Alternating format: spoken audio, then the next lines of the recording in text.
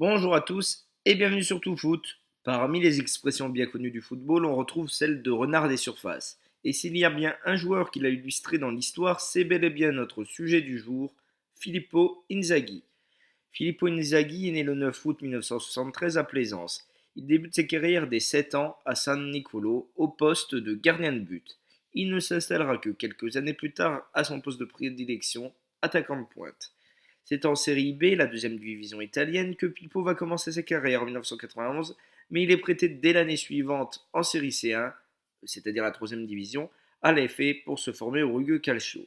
Sa première véritable saison en professionnel avec l'AFE va être une franche réussite, 13 buts pour 21 matchs et une belle cinquième place.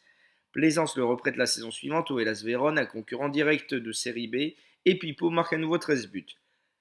Du coup, l'année suivante, son club lui laisse enfin sa chance et avec l'objectif de jouer la montée. La mission est accomplie. Inzaghi forme un duo de feu avec Gianpietro Piovani, chacun marquant 15 buts et Plaisance rejoint la Serie A, remportant même un titre de champion au passage.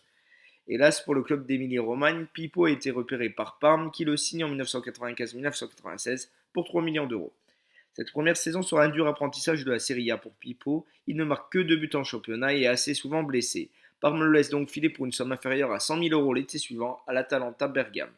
Il n'y passera qu'une saison, mais quelle saison! 24 buts et un titre de meilleur buteur dans une équipe qui ne finit pourtant que 11e. C'est donc à 24 ans que Filippo Inzaghi devient réellement un joueur reconnu en Italie, au point de faire son entrée en sélection à l'été 1997. En 1997-1998, Inzaghi est transféré pour 11 millions à la Juventus Turin, qui se cherche un attaquant de pointe, ses attaquants n'ayant pas dépassé les 8 buts la saison précédente. Et dès sa première saison, Pippo va marquer les esprits. 18 buts en championnat pour un titre de champion, 6 en Ligue des Champions pour un parcours jusqu'en finale. À la Coupe du Monde, il n'est pas vraiment titulaire, mais offre tout de même une passe décisive à Roberto Baggio contre l'Autriche.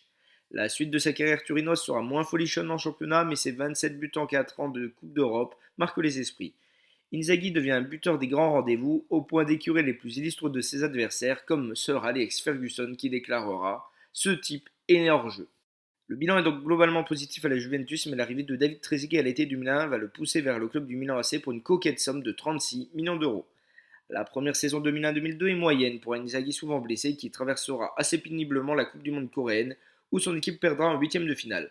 L'année suivante, il doit rentabiliser le prix de son transfert. Si la saison en Serie A est très correcte, c'est en Ligue des Champions que Pippo va le plus s'illustrer.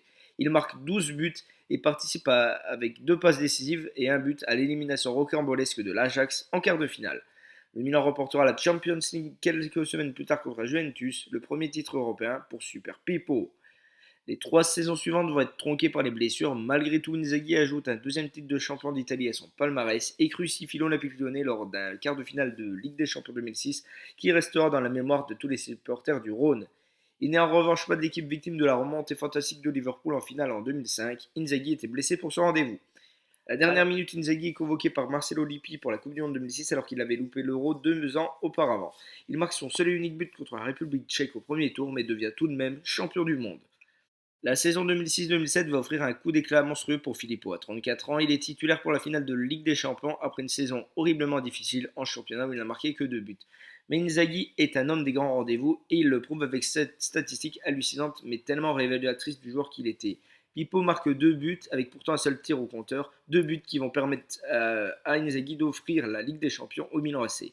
La raison de ces 2 buts en un tir, il a détourné sans frapper un coup franc de Pirlo, ce qui n'est pas comptabilisé comme un tir par l'UEFA.